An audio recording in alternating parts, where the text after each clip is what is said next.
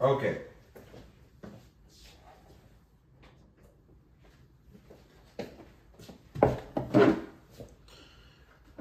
What's going on, YouTube? Big Dog Mike 01. I said yesterday. So first off, what I'm going to talk about right now is that I was placed on a 90-day involuntary medical leave. And during this 90 days, what I'm going to do is I'm going to focus a lot on this YouTube channel. And this is day 2. I've posted a video day 1. Go ahead and check that out. And what I decided to do today, because what I did before going out was I'm a technical training instructor. And I teach technologies like AC circuitry, DC circuitry, pneumatics, hydraulics, leadership, professionalism, lubrication theory, and working on a lot more.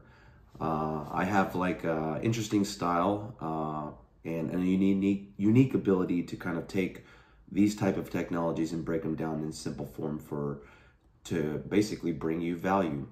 And the point of this channel and what this is going to be, let's say you're trying to get a job, right? Like you have a interview coming up, or you are trying to get a promotion or something within the technical field. I can help you, all right?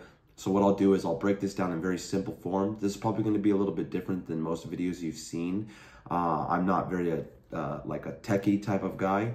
I'm in the field. I've worked and put my I've just been a worker this whole time. Okay, I started my career in the United States Air Force when I was 17 years old. I signed up. All right, I was an aerospace ground equipment technician. In that field, I learned mechanical, electrical, pneumatic, and hydraulic systems. Okay, and then I got out and I worked in security. All right, and from there, I've worked kind of like in a lot of different industries. Right, but right now, the last current job I had was a technical training instructor. And today, so what I'm going to do today is I'm going to give you a crash course on a multimeter and how to use one. So if you have an interview coming up, I can kind of break this down so that you have enough sense to explain it. Now, I want to tell you something before you try to attempt to mess with a multimeter. We're going to talk safety a bit, okay?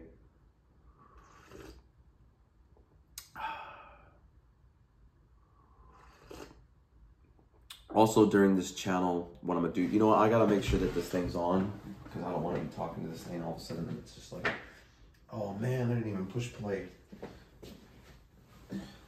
Okay, so,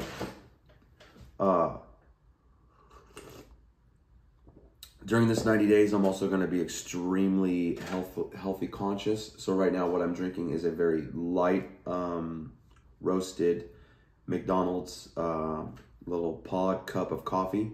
I'm just gonna drink that. I don't know why. Makes me feel good. All right, let's talk safety. Okay, it's my opinion, and the opinion of many professionals, that you need to put safety at the forefront of everything that you do. Literally everything that you do. Okay. I have been a first responder before. And I've seen firsthand what can happen when you don't put safety at the forefront of everything that you do. So I encourage you to put safety at the forefront of everything that you do. Okay.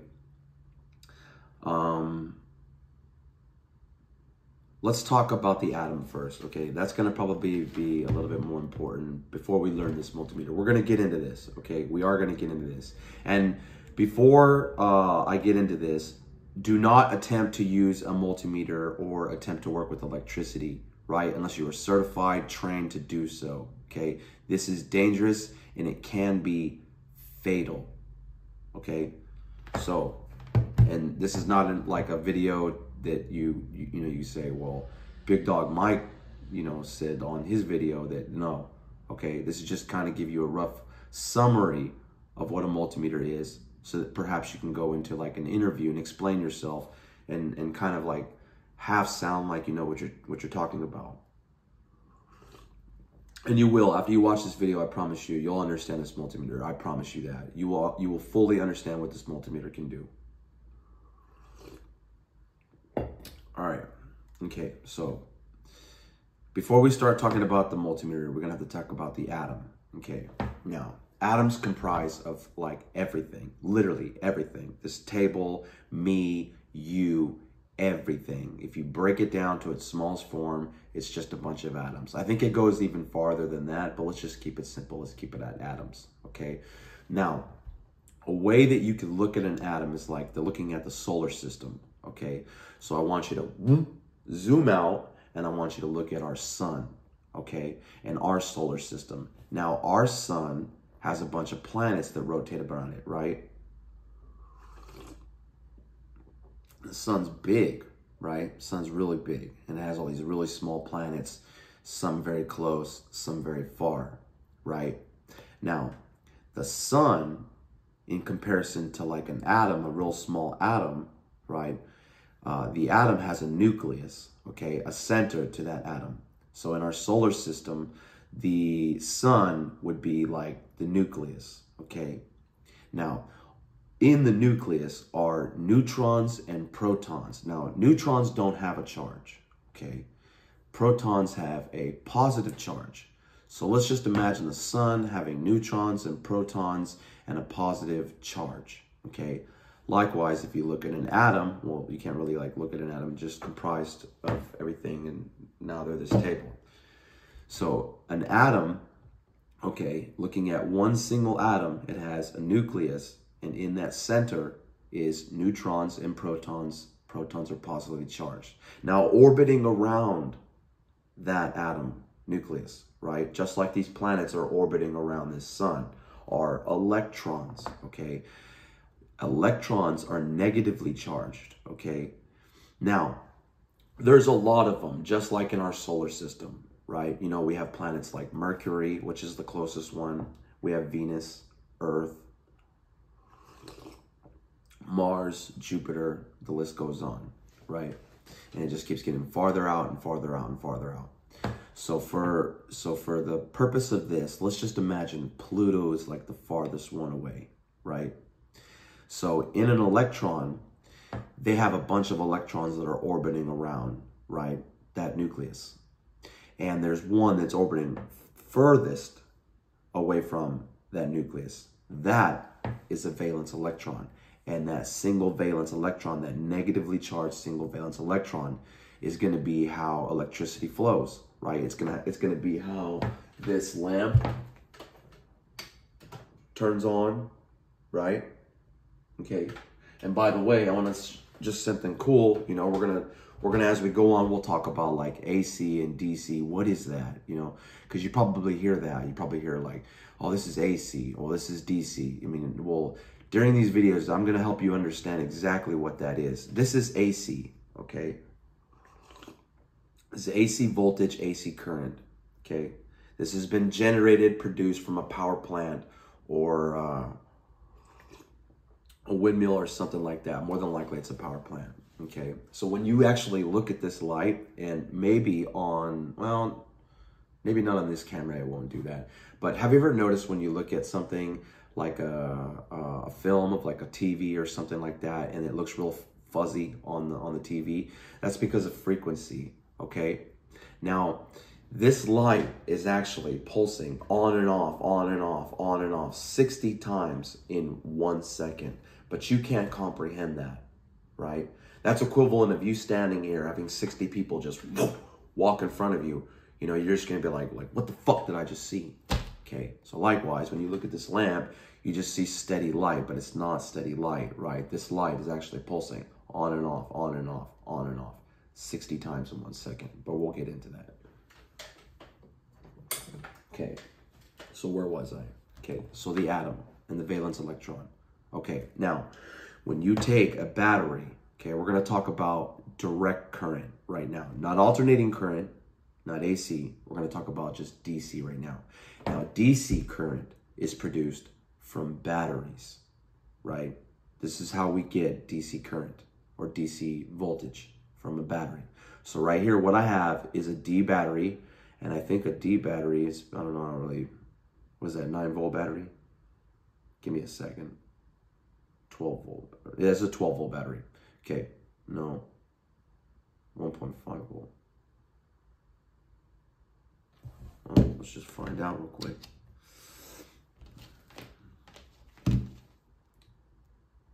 It's a 1.5 volt battery. Okay, this is a 1.5 volt battery. So this 1.5 volt battery, right? If you hook it up to a conductor, so it has polarity, right? It has a positive and a negative side. Okay, all batteries have that, right? And if you were to actually take a conductor, and all a conductor is just like a wire, right? That have insulator on it that's color coded to kind of give a technician an understanding of what type of voltage or what type of current might be flowing through that conductor. Okay, so let's just for sake of this, you know, this wire, let's imagine that this wire is connected, boom, from the positive. Okay, now if I took this wire, right, let's get this moved over here, connect to this positive side of this battery, and then I hook this up to like a lamp, right, a connection on a lamp, and then I took another wire, connected it to that lamp, and connected this wire back to negative of this battery, that light would illuminate, right? Current would flow through there, right? Now, so the two things that you have basically to get that thing, to get that light to turn on, is voltage and current, okay? They're kind of the same, but they're not. Voltage is not current, and current is not voltage. All right, you might hear that as a technician, you know, how much current or what's the voltage? Okay, I'm going to be able to explain what that is. Okay, but the three main properties of electricity are these. Okay, you have voltage, current, resistance. Okay, I'll say it one more time. Voltage, current, resistance. Okay, so right now, let's just imagine this. I know I'm kind of bouncing around a little bit, but it's going to make sense here very shortly. Okay, we're going to learn a multimeter. I'm just giving you a crash course in understanding electricity, because if I did not do this, then to learn this multimeter would be next to impossible. Okay, so the three properties of electricity are, right, voltage, current, resistance. Okay, now I want you to imagine a pipe. Okay, imagine a pipe, right? From point A to point B, okay? And in this pipe, there's water flowing through this pipe, right? And in this pipe, there's a baffle, right? There's like a little pinch point in that pipe, like a bend, okay? Now, here's an analogy that you could use to understand voltage, current, and resistance, okay? The pressure applied to that pipe, right? The pressure applied to that pipe to get the water flowing in the pipe, that is voltage, okay? The water itself flowing through the pipe, right? The actual water flowing in the pipe, that is current, okay? And then that baffle or that bend in the pipe, that is resistance. Okay, I'm going to say it one more time. The pressure applied to that pipe to get the water flowing through the pipe, that is voltage. The water itself flowing in the pipe, that is current. The baffle, the bend in the pipe, that is resistance. Okay, now we can learn something else with that. Here's a question, and go ahead and write this in the comment. Okay, pause the video right now. Write this in the comment what you think the answer is. Okay, if I apply more pressure to that pipe, what's going to happen to that water flow?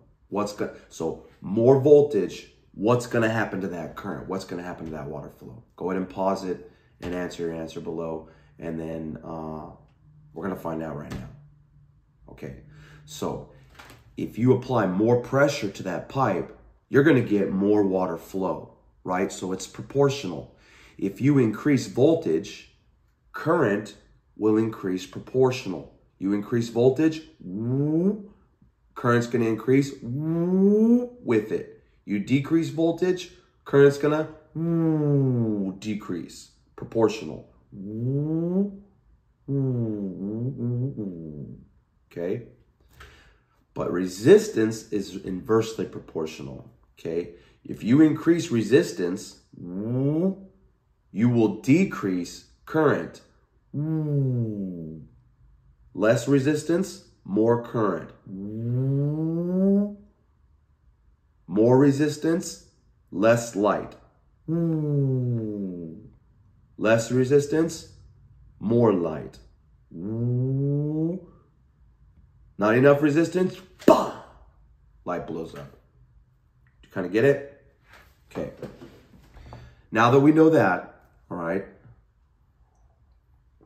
that's just a simple way to break it down and simplify it. Now, if you were in an interview and they asked you to explain yourself how much you know electricity, I'm fairly certain that you could take that and explain that to the interviewer. You'll be fine. You'll get the job. Okay. Now, the multimeter. Okay. Why we're here to learn this multimeter. Okay. This is a Fluke 116 true RMS multimeter. Okay. That means it's accurate, right?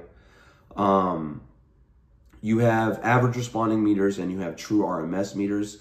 True RMS meters, to break it down, like if you were going to be putting this into like simple wall sockets and checking like voltages of like 120 volts, you're not going to get too much of a difference between an average responding and a true RMS meter. Okay. But if you're going to be checking like a rocket or a spaceship or an aircraft or something like that and getting into controls and things like that, well, yeah, it's going to matter big time.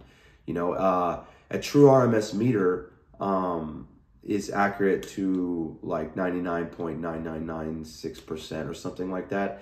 And an average responding can be as inaccurate as upwards of like 45% if you're working with complex circuitry. So I recommend Fluke. Fluke is the best brand that you can get. I've always used Fluke. And, you know, this is always a learning process, right? Even myself, I'm not an expert at this. By standards of maybe average in society, yeah. But I'm not an expert at this by any means. Okay, I learned as I went, and it took a very long time. There was a long time that I just pretended to act like I know what was going on with this meter, and I had not one clue. You know, I had a lot of close calls, and all I do know is it's very dangerous working with this. Okay. But I feel very confident now to kind of break this down, and we're going to go over every single button and dial selection here. And, you know, I'll try to not overwhelm you too much. So let's start with this. Okay. So what we have here are test leads. Okay. So if they ever ask you what these are test leads. Okay. They're also referred to as test probes. But the way you want to refer to them, and as a professional, right, you're also learning how to speak like a professional as well. You don't want to also demonstrate being a professional through work. You want to be able to communicate like a professional as well too. So these are test leads, and the red is always going to be positive. The black is always going to be negative. Okay. Now on the meter, okay, and on this specific meter, okay, you have 2 ports. Okay. It's very simple. Match up the colors, red to red, black to black. Okay, red goes to positive, black goes to calm. Okay, now the first thing that you want to do when checking a meter, okay, now here on the back of the meter, there's this little flap that's like a stand, right? That lets you hold this here. You know, you can hook this to something here and work, you know. But what I want you to do is always do this, okay? We're going to do a continuity check, okay? And this is to verify that these test leads and this meter is working properly. So we're going to go over to this dial selection, and we're going to go into the audible tone. So on here, it kind of looks like, it's very hard to see, but it kind of looks like almost like a speaker, okay? That's an audible tone. And what we're going to do is we're going to take both of these leads, and when you grab these, right, you see how they have these little collars right here? That's where you want to kind of keep your fingers back from behind, right? You don't want your fingers to go beyond those collars right there, okay? So what we're gonna do, 1, 2, 3, is we're gonna take these leads and put them together, and we should hear audio tone. There we go. Okay, you hear that, right? That's showing that we have continuity, okay? And we have something going on with these leads that they're starting to like wear out, because you see how it's kind of cutting in and out. So this would not be a safe pair to use, but for testing purposes, we should be okay. And maybe just dirty.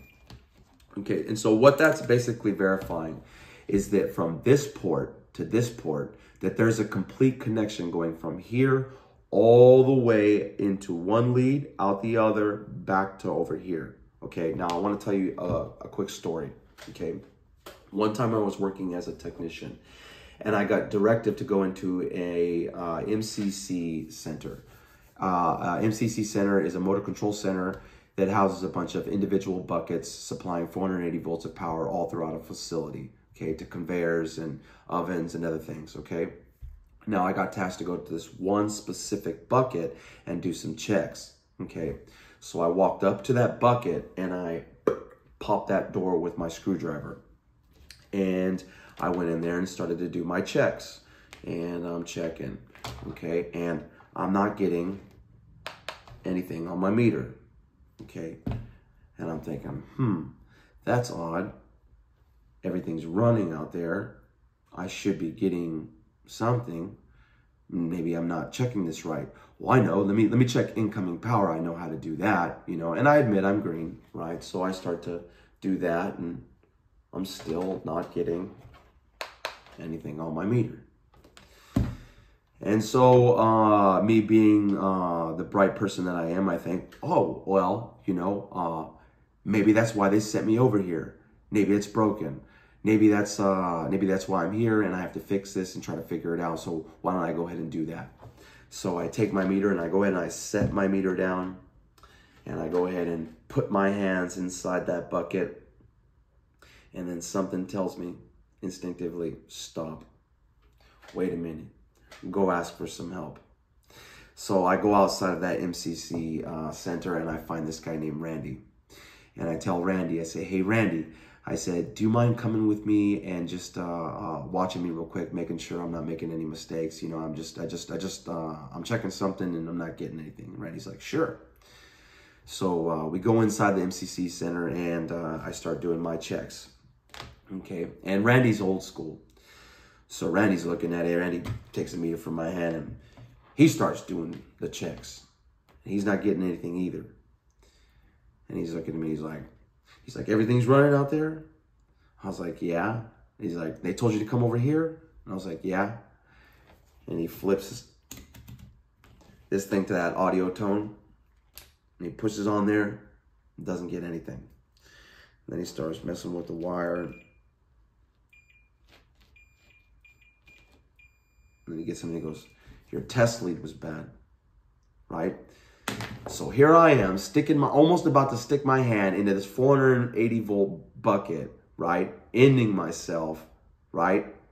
Thinking it's not live, and it's as live as shit, right? And if I had put my hand in that bucket that day, I probably wouldn't be sitting here talking to you on YouTube and telling you about that story. So let that be a lesson. You know what I mean? Do that check every single time you pick up a meter. I don't care if you were working 30 days straight, right? And you come in on day 31 and that meter was working fine, do the check one more time. What's it gonna take? A couple seconds, do the check.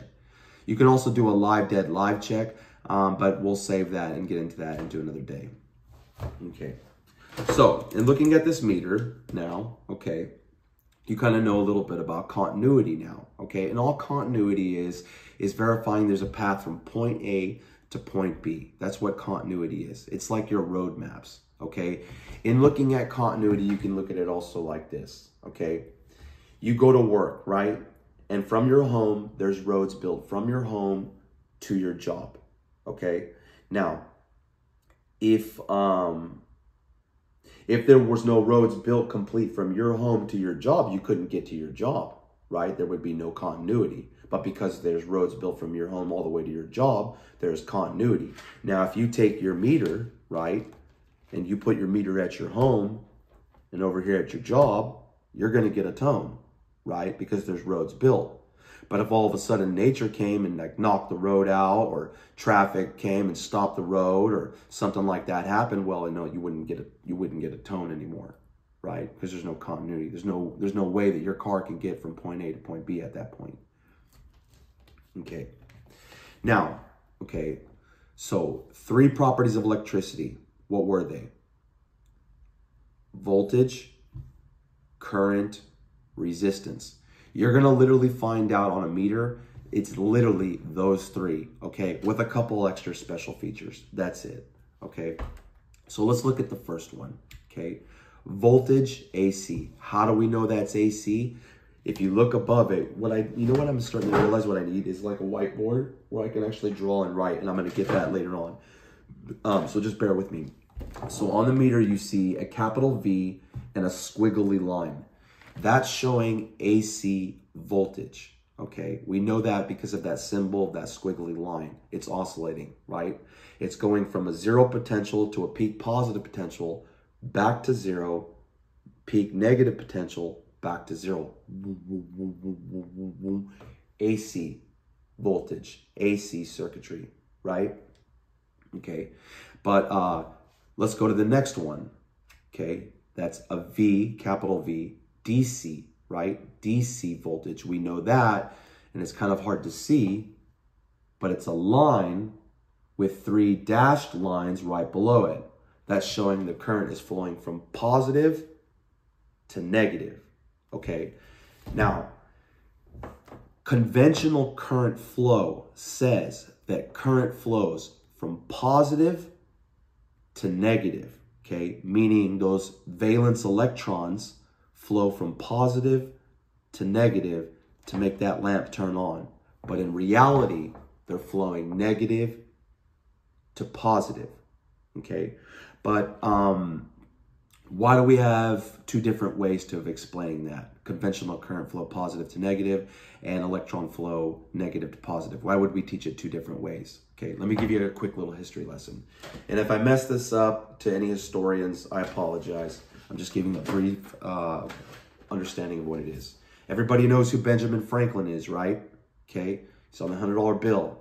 Well, he's not only on the $100 bill, he's one of the original founding fathers of electrical theory. Okay, and when he was experimenting, he had took a flask or a little like a beacon, like a clear beacon, and he started to clean that beacon, right, with a dry cloth. And he set it down and he started working on some other stuff, and he came back to grab it and it shocked him, right? And he was thinking like, why did that happen? Now, we know that today to be static electricity, but at the time he didn't know what that was, right? And so he started to contemplate and he started to think, and he was like, and the only thing he could really come up with, what he's thinking was that, well, when I take this glass beacon and this dry cloth and I start to like rub it, that an invisible fluid is starting to develop inside of that glass beacon. And he thought, well, if there's a positive amount of that invisible fluid in this glass beacon and I have a negative amount of it, then electricity must flow positive to negative, and it's stuck.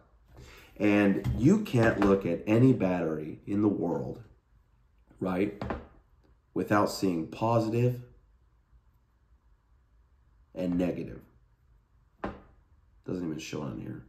On any battery, right? You can't see that anywhere. And that comes from Benjamin Franklin. He could have said that day north to south, and that's what you would see on batteries, right? But he didn't. He said positive to negative, and that's what stuck, okay? And plus, it's very easy to teach it this way, so we're just going to teach a conventional current flow, which is positive to negative, okay? Now, you cannot check DC voltage on the setting with AC voltage and vice versa, okay? One needs to be on one or the other, okay? And that's kind of hard in the beginning to distinguish which is which, okay? An easy way to kind of memorize this, AC voltage, right, and AC current, this has to be generated, meaning work has to be done, right, to create that. DC voltage, this is produced from batteries.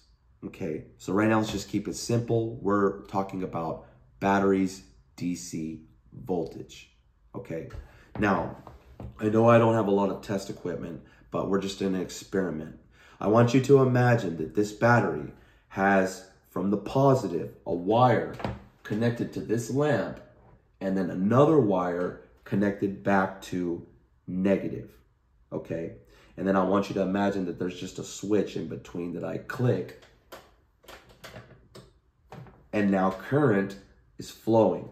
Okay, so now imagine that this battery is providing the voltage needed to get that lamp to turn on. Okay, so the battery, what it's essentially doing, it's giving the current the push. The voltage is not what is causing that lamp to turn on. It is the current flowing through the lamp that is turning that lamp on. All those valence electrons, they're very powerful, right? The voltage is just kind of like pushing it, proportional, just like that pipe, and getting the current, the valence electrons, flowing continuously and illuminating that lamp. Okay? And there has to be a complete connection. And once you sever a connection, no more flow, right? And if we could zoom in and look at, well, I'm kind of getting ahead of myself. Copper is a good conductor of electricity. You're going to see copper as a conductor of electricity and everything. Gold, silver is also good, but we don't work for NASA, right? It's too much funding. So let me show you how to do a voltage check of a battery. You can check and see if a battery is good. Okay, so you take your battery, right? And let's set our meter to voltage DC. Remember, it's the line with the 3 dashes, okay? Now, go ahead and prop up your meter. And you see this button right here that kind of looks like the sun? If you click that, it gives it light. So I hope you can see that, okay? And what you do, right? Go ahead and take your positive, right? Stick it on the positive of the battery and take the negative and stick it on the negative. And we should see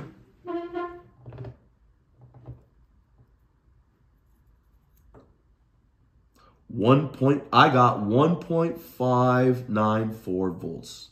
Okay, that's what I'm getting, 1.594 volts. Okay, the only reason it's a little bit more is because it's a brand new battery, right? If it was like a used battery, you would see less, and it's a brand new battery. It's a good battery. It's got 1.594, I think it was, to 1.5 volt battery. It's a good battery, okay? But to check voltage, the whole point of this is you have to check it in parallel to that circuit, meaning one of these leads needs to be on positive and one of them needs to be on negative, okay? When you're checking voltage or resistance, you can only check it in parallel to that circuit. But this is crucial, okay? If you are checking resistance, you cannot check resistance on a live circuit, period, okay? You risk damaging the meter. Most importantly, you risk hurting yourself, okay? So never do it. So that's kind of like voltage, okay? That's kind of a simple form of voltage. We check in parallel, right? And if we're not getting a reading, more than likely where our leads aren't hooked up correctly or something's wrong, right? Some kind of connection's off. Even when you're troubleshooting and fixing things, it's over 95% of the time not going to be something major. It's something simple. If things were running and working for a while and all of a sudden it just stopped working, it's just a component. Something went wrong, but that's what your job is as a technician, to figure out what went wrong, okay? Now, so looking back at this meter, okay? First one, voltage AC, right? Second one, voltage DC, right? We know AC because of the squiggly line. We know DC because of the straight line with 3 dash lines, okay? And then you have this next selection that says MV, okay? That's millivolts, okay? That's for checking, I believe, 1,000 millivolts and less, okay? So less than a volt, okay? 1,000 millivolts equals 1 volt. So this is like checking like control circuitry, very, very small amounts of voltage. But although if you do put it on DC voltage, it's still going to check it the same, but it's just another alternate setting if needed. Okay. The next setting, you have resistance. Okay. That we know that's resistance. It's got that horseshoe shape, omega symbol. Okay. That's resistance. Okay. That's checking continuity. That's checking for that path. That's checking the bend in the pipe in that analogy, right? It's basically saying, okay, this component from here to here, or this, when you take your meter, right? And let's just use the analogy of the home in your work, okay? And all the roads that are built from your home all the way to your work. Now there's overpasses, there's off ramps, there's traffic choke points. There's all these things going on, right? If it was just a clear highway from your house to work, I mean, you would get to work like in an instant. There'd be no resistance. You'd stick this meter at your home and over here at your work, and you'd get 0.01. You would get nothing, right? Because it's just like, nope, shoot, you get flying on this car and you're there, right? But because there's all these traffic and off ramps, well, now you're going to get a resistance reading, right? The higher the resistance reading, the more bend in the pipe, the more traffic, the more things that are going on. The less resistance, right? The less that's going on. In analogy, that's what this is meaning, okay? Now you have to have resistance. If you have only voltage, the push and current, boom, flowing, boom, a light will just blow up. You have to have resistance. You have to have resistance to kind of slow that current down so that it's manageable and flows in a manageable way to illuminate something, or turn a TV on, or power a microphone, or even your phone, okay? And you can do resistance checks and continuity checks on here, although you're not going to get an audio tone, okay? But just to kind of give you what you would see, you know, as we are on Omega, I'm putting these two leads together, showing that from that port to that port, there is connection. And there's no hindrance there. I'm getting about 0.2 ohms, okay? And the more you stabilize your connections, if you stabilize them, actually like lam them in the terminal blocks, instead of just placing it on there, you're gonna get a more solid reading. If you're just like troubleshooting, right? Your readings are gonna fluctuate just slightly, okay? But like I said, when you were doing resistance checks, this is never to be done on a live circuit, period. You do not do resistance checks on a live circuit, okay? Resistance checks are more like if you're installing and you're checking to make sure all your connections are good before you're powering on, okay? Do not do resistance checks on a live circuit. Next one is that kind of like audible speaker. It's same thing. It's a resistance check. It just gives you an audible tone instead of not, okay? So this kind of good little feature for troubleshooting. Okay. The next one we have is a capacitor and a diode. Okay, I don't have that here, and the way I can explain this, a capacitor, okay, imagine that this is a capacitor. Now a capacitor has two sides to it and an insulator in between those two sides, right? It's usually like ceramic, I believe. Okay, now if you were to hook up a battery positive to one side of a capacitor and negative on the other side of the capacitor to negative, nothing would flow, nothing would happen, because there's no physical connection inside of a capacitor.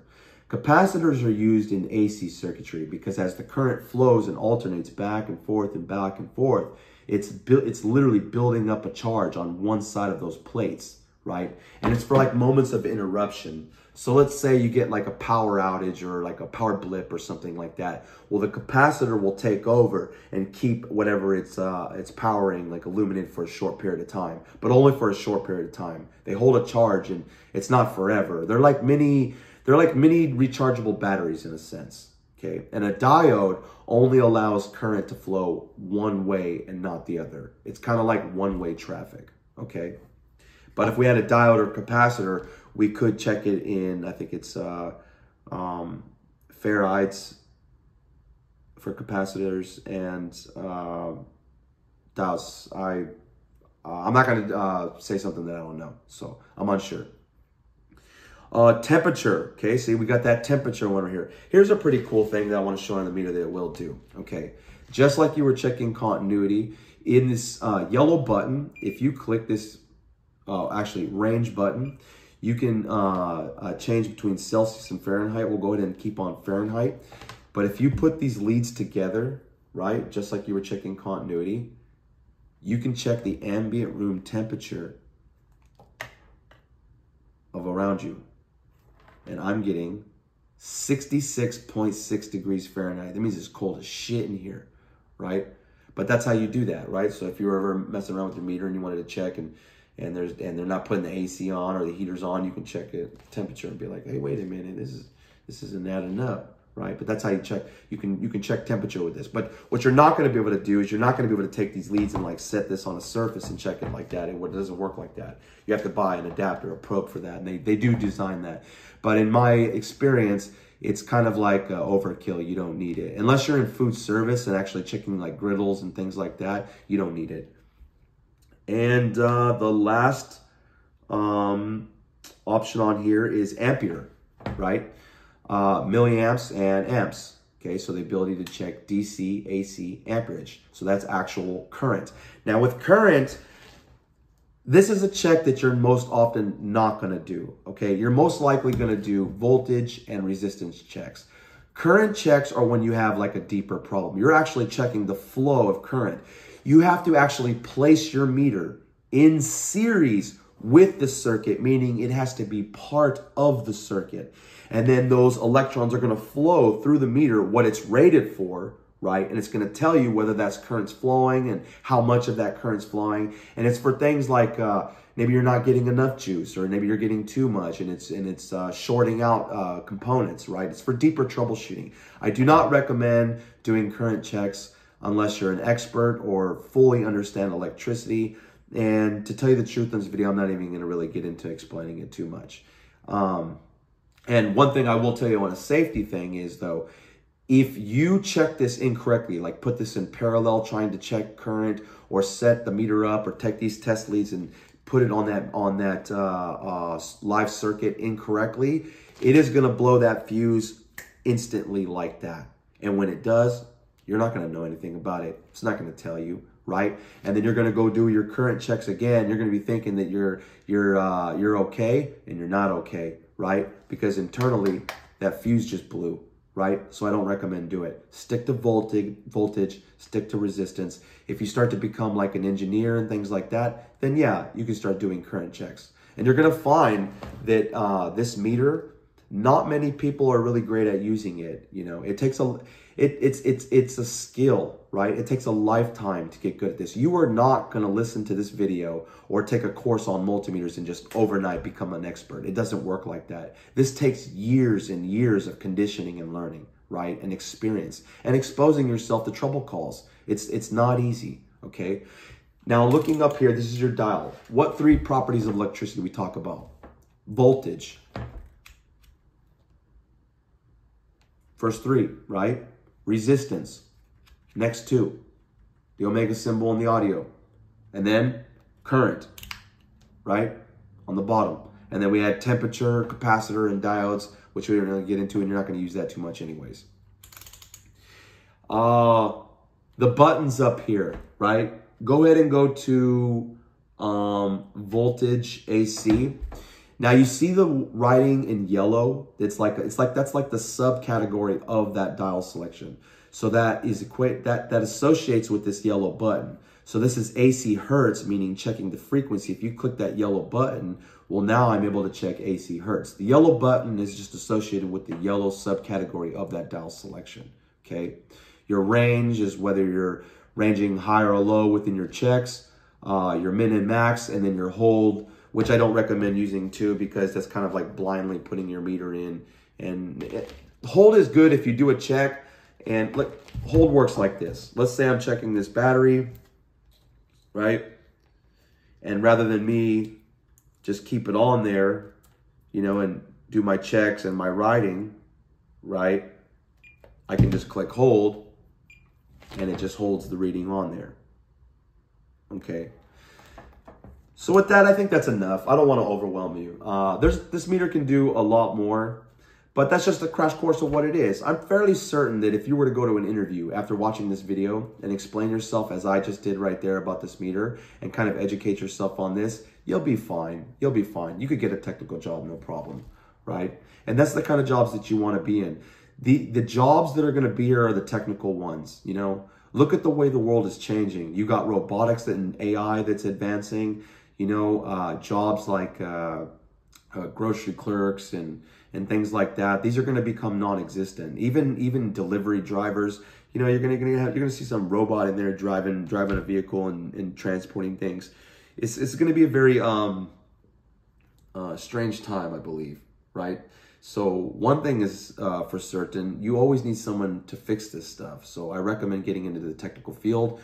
What I would recommend doing is joining the military and letting them pay for your education to get it, and then progressing from there. Because when you get in the military, you will probably never have a problem finding a job for the rest of your life. And with that, I appreciate you watching this video. It meant the world to me. I hope it's brought you value. Please forward it to anybody. And if you have any questions, please write that in the comment. You know, I can answer them. I was a technical training instructor before. I love to answer questions. If you have any questions about this meter, I can answer it. If there's a specific meter that you're using that you need help with. Maybe on the next video, I'll start getting into more of the mathematics of how to calculate for your voltages, your currents, your resistance, how to check the meter. And I'm even thinking about buying a little kit and experimenting a little bit and taking this very far. So this is day 2 of my kick me in the ass involuntary disability, and I'm going to make the most of it. I'm sick right now, and I'm not going to run as I typically do because it's just not feeling too good. I'm not trying to wear myself out. I think by tomorrow I should be able to run. And man, this was very therapeutic to me to do this. I appreciate it. And with that, thank you very much. Peace out. Like I said again, safety first. You need to put safety at the forefront of everything you do. Do not attempt to use this if you don't know how to. You need to communicate right away. If you don't know how to use this meter, right, and you're in a job and you're just trying to show face, you need to be like, I don't even know how to use this thing. I'm just telling you the truth. Don't try to be our hero, okay? It's better to try to learn, right? Find yourself a mentor, somebody that can kind of guide you and show you how to use a meter and keep yourself safe, right? And make sure that they're safe, right? And it just takes a second for it to go wrong, man. Okay, I'm going to give you this. I'm going to leave it on this statistic, okay? And this is a little outdated, but you'll get the gist of it, okay? 3 age groups, okay? And nothing against anybody in these age groups, okay? For this first age group, we're going to say they're about 18 to 25. This next age group, we're going to say they're about 31 to 45. This last age group, 55 plus, okay?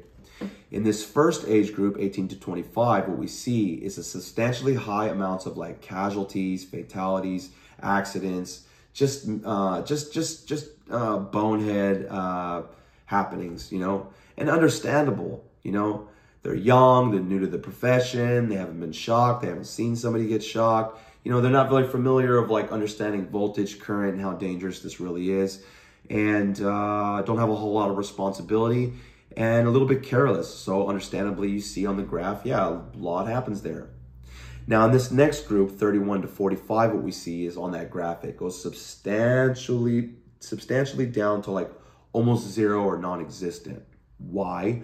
Because people have aged a bit. They've been doing this profession for a while, and they understand the dangers of working around electricity. They've probably been shocked or seen somebody been shocked, and they got families that they've created and need to come home to safely. So they need to be safe. They need to be careful, right? A lot of times, if they don't understand it fully, they'll even say, hey, I'm not even going to mess with this electricity. I just don't know it like that, right? And so on that graph, it's understandable. You see not a whole lot of accidents. Now, this last group, I got a question for you. Okay, go ahead and pause the video and answer it if you would like. Do you think, because of age and wisdom, that continues to go down on that graph? Or do you think it goes up? Which one? Go ahead and comment below. What do you think? You want to know the reality? It goes right back up to almost identical to the beginning. Right to the beginning. Why? Complacency.